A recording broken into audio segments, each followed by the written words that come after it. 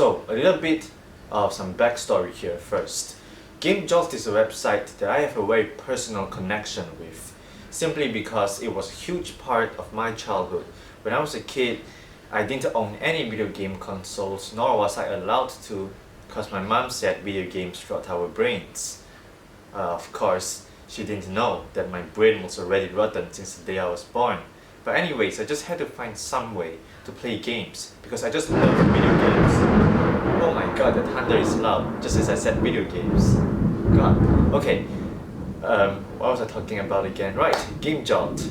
So I had to go on Gamejolt and find a lot of free indie games that I could check out. And I stumbled upon many websites where I could download games. Some websites are weirder than others, and some I don't think kids should even see. But Gamejolt is a really good website. It offers up a lot of free indie games and some really great demos that you could play. And when I was a kid, it really introduced me to the endless possibility of an indie game. So for the last few months, I've been going back to Gamejolt and revisiting some of those games. And I ended up playing 72 games, which is a lot, so I might as well make a video talking about my favorite free indie games that you could find on Gamejolt. First game is Blight, which is a blend of a horror game and a time management game.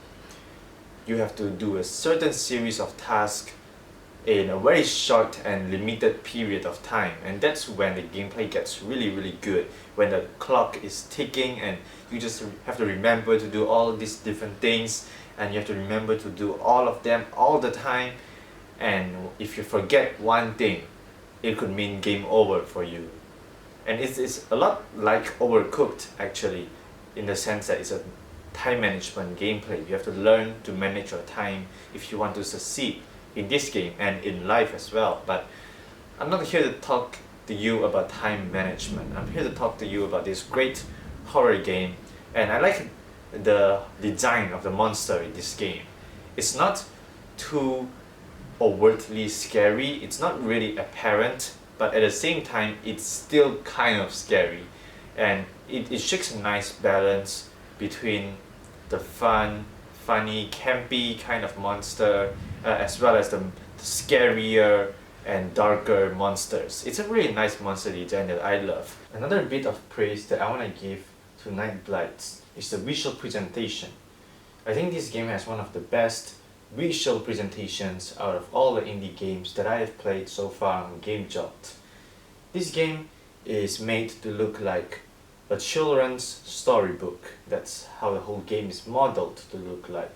And that game has that feeling of a little child's nightmare. I think that choice to design the game around that theme is a very unique choice, and it definitely makes the game stand out a lot. Although if you're going to this game and expecting a very intense and a very packed with horror kind of game, this isn't really that kind of game, because the time management gameplay is the main focus here. The horror is only an add-on element. But I think that the gameplay alone is worth it. Another game is Caddyshack, which is a collectathon where you have to collect a lot of different items. And you can really take your time to collect all kinds of items in this game. There's really no rush. This is a very relaxing game. And the best thing about this game is the fact that you can name all of the in-game characters anything you want. So I named a lot of these characters after the names of my friends, my close friends, and it produced some pretty funny results because the game led to some pretty funny situations, and I would be laughing at these cats who had the names of my friends, and that part of the game is really funny, and I think it's the most amusing thing in this game. Although collecting stuff is pretty satisfying too. The third game is Bullet Waltz.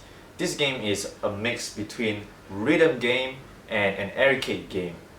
In this game you have to compete for the highest score, and it's like a lot of arcade games, and it's great because it's really addictive, like the best arcade games. And also it's a great rhythm game as well, because there's a really good music playing in the background, and every little thing in the game follows the beat of the music, and it's just really nice from a visual standpoint. It's really nice to look at, and it's really nice to listen to. and it really provides a very replayable experience, which is very important since this is an arcade game and you're gonna be replaying it multiple times to try to achieve the highest possible score. It's also really challenging, so it's also really fit for an arcade type of gameplay, because those type of games need a certain challenge to keep the momentum going. Next game is Everhood, which is another rhythm game, but this game is different from the last in the sense that it has a story, it has characters, it has its own world. And the game has a very solid story as well. I have only played the demo of this game. I plan on buying it at this year's Steam Summer Sale. I really plan on buying the game, but on Gamejolt you could play the demo for this game, and I think the story so far is pretty great, and I like the characters too. The game has a quirky sense of humor, but the real highlight here is the combat system. The combat system is built on rhythm gameplay, so everything follows the rhythm as you might expect, and it's just a very unique experience to fight people using rhythm gameplay, which I don't think I've seen before. I've played many rhythm games before, but this one really implements the rhythm gameplay into the combat system really well, and you should really play this game for just the combat system alone. The next game here is Dolly. Dolly is a platformer that's filled with lots of symbolism and metaphors. This is a game with a lot of hidden meanings underneath the surface.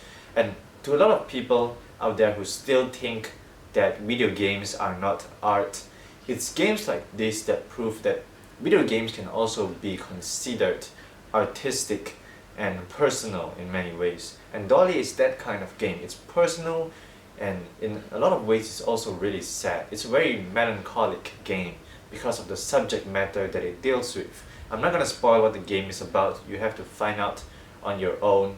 The next game here is Heartbound.